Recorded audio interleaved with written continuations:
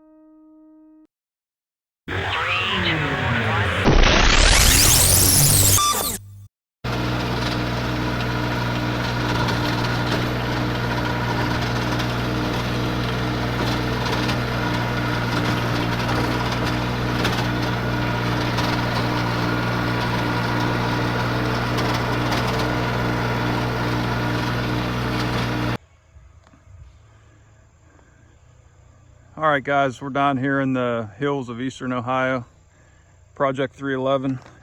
Got about a 1/4 acre food plot in the deep woods here.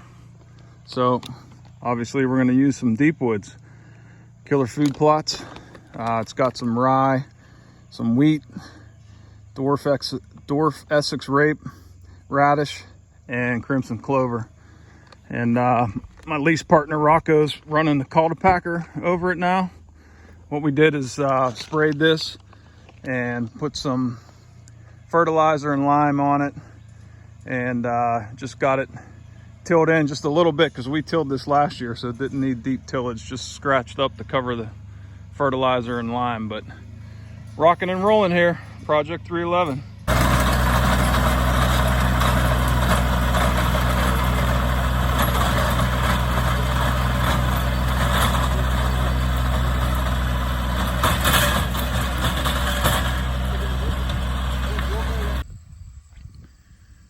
So we got a little kill plot here. This is probably maybe 1/8 of an acre. Creek bottom here. You could see there's like 3 ridges that drop down into this bottom here. And good corridor, travel corridor. Get some does using this regularly. They were hammering it pretty good last year. Then the bucks will be sent checking this all late October, early November. My lease partner Rocco's running the Packer Max. Got this seeded with Carnage brassicas, and threw in a little killer food plot resurrection clover also. So we're gonna keep hammering it down and turning this place into an amazing hunting lease here.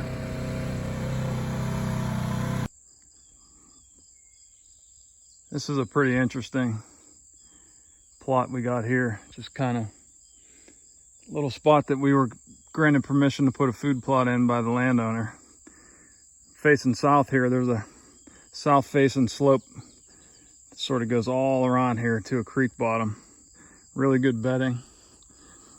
You got a cow pasture out here, and that's all alfalfa and clover, Timothy grass, stuff like that. So just, I think that's one of the reasons why these bucks are so big down here. Just food plots everywhere with the pastures. But I'm gonna break this up. Some of this is, shaded in through these trees here. This will be a good spot for some like clover and rye. And then opens up into this bigger part here that we could put some oats and brassicas and some other things out here. But this should be a pretty sweet setup because it's Surrounded on two sides by cow pasture. And then a steep ravine drops off down to here, creek bottom, and all south facing bedding here. So they've got a lot of good deer on here the last couple of years in this corner. So this plot's just gonna make it even better.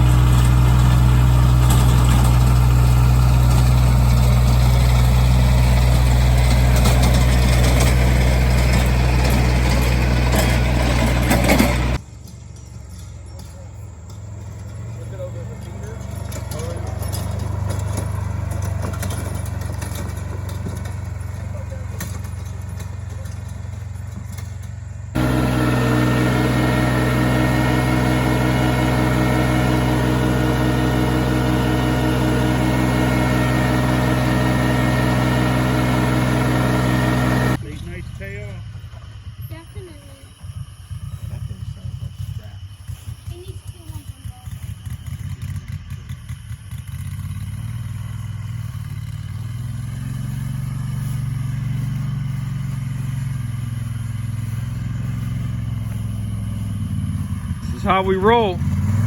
Packer Max in the dark. Last food plot.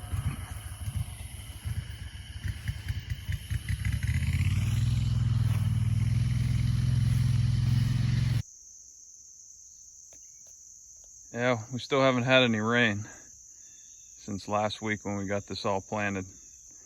But a couple of these low spots that were damp, you could see this killer food plots deep woods is really taking off. See the brassicas and the grains coming up here. And looks like we got a good ratio of seeding. I didn't overseed it too bad. That's always a problem with those smaller seeds, but take you for a walk here. Just cutting some wild grapevines to put some mock scrapes up. But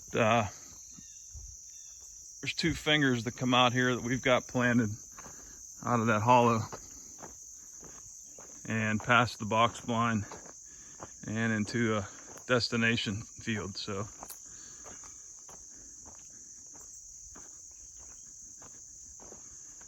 got some more germination here in the shade, but as you can see, without any rain, this destination field's just drier than dry. There are some coming up here and there, but it's pretty unusual for us to go this long without rain. So I'd imagine we'd get some rain here soon, and I'm pretty hopeful. But looking out across here, it's not as bad as I thought it was going to be, which is great. So getting a couple of wild grapevine mock scrapes set up here. See, I just got it tied to a branch. I'll try to back up and show you.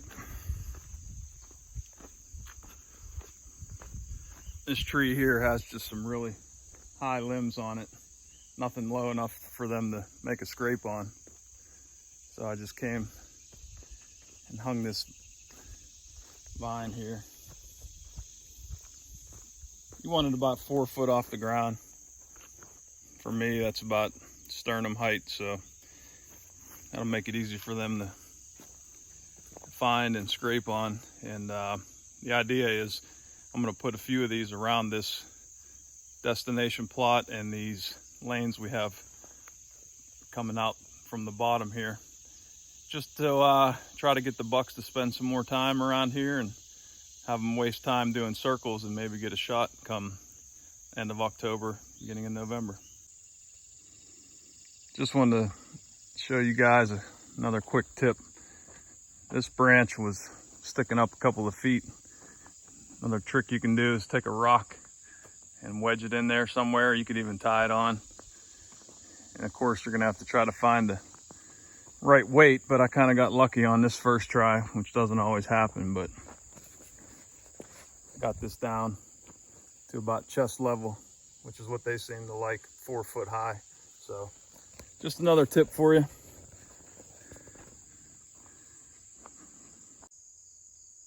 So I just want to walk you through this setup here and my thinking. We got a deep ravine that runs down, very difficult to cross. They'll cross at the top, and then you got a south facing slope down here that they'll bed on.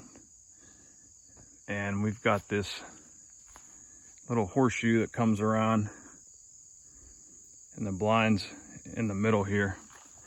And we've got these mock scrapes set up, so they'll come out of this bedding and hit here. And got some rye, some brassicas coming up here. Not too high hopes for the stuff that's a little more shaded, but it'll get better when we come out.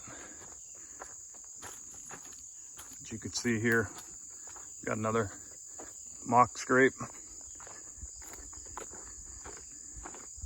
And then the other one right here, going out into that destination field. And I've got a couple more scattered around this leg, so.